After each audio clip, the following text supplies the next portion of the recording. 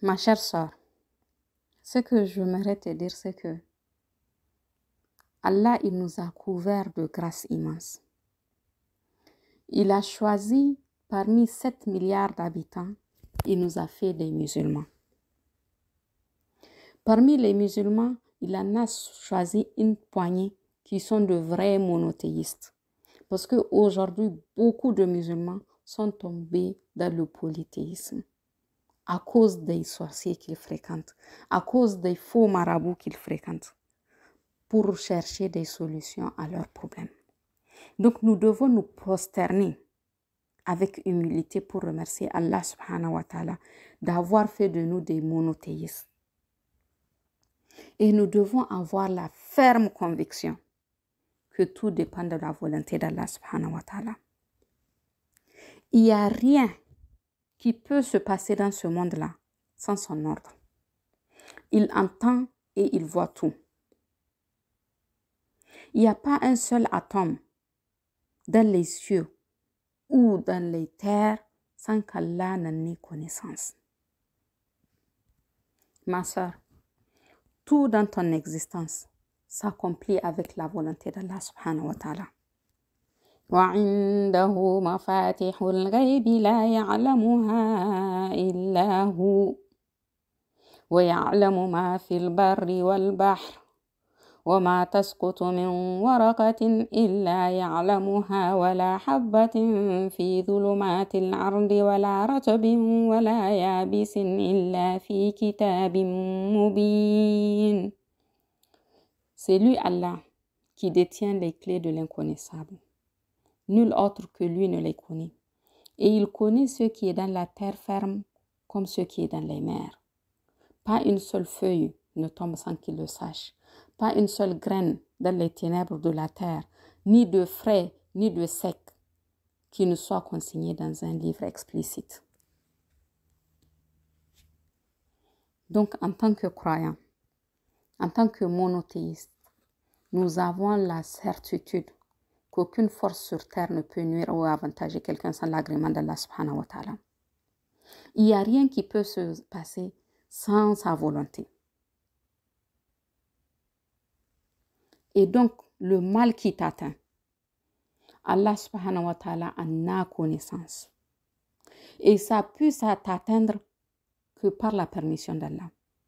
Le sorcier ou le djinn ne sont qu'un moyen qui ont été utilisés pour te faire le mal. Mais en réalité, c'est quelque chose qu'Allah subhanahu wa ta'ala t'avait prédestiné. Et rien ne peut t'atteindre si ce n'est ce qu'Allah t'a inscrit.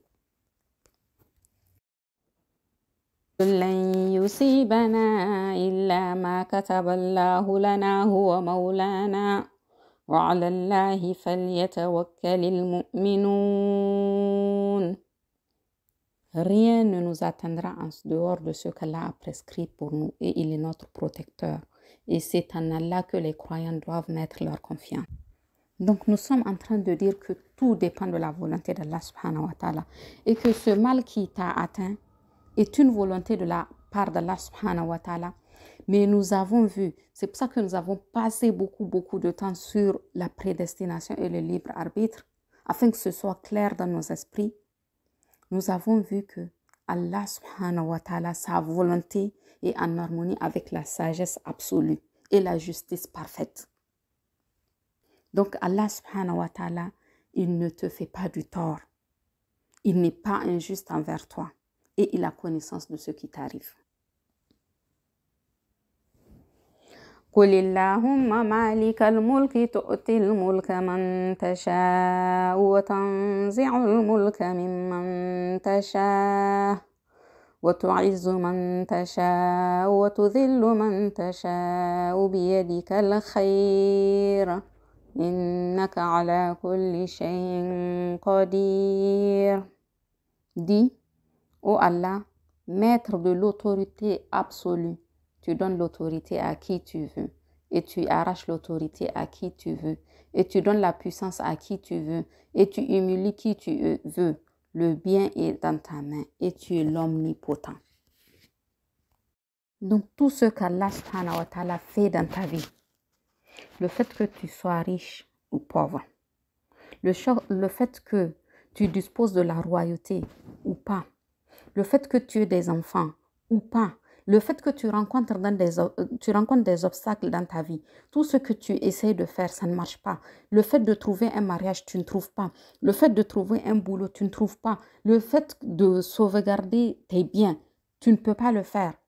Tout ça, le fait que tu sois malade, le fait que tu souffres d'insomnie, le fait que tu souffres de maladies psychologiques, le fait qu'il y ait une distanciation entre toi et ton mari, le fait qu'il y ait une séparation entre toi et tes parents, tout ça là est fait Allah en a connaissance.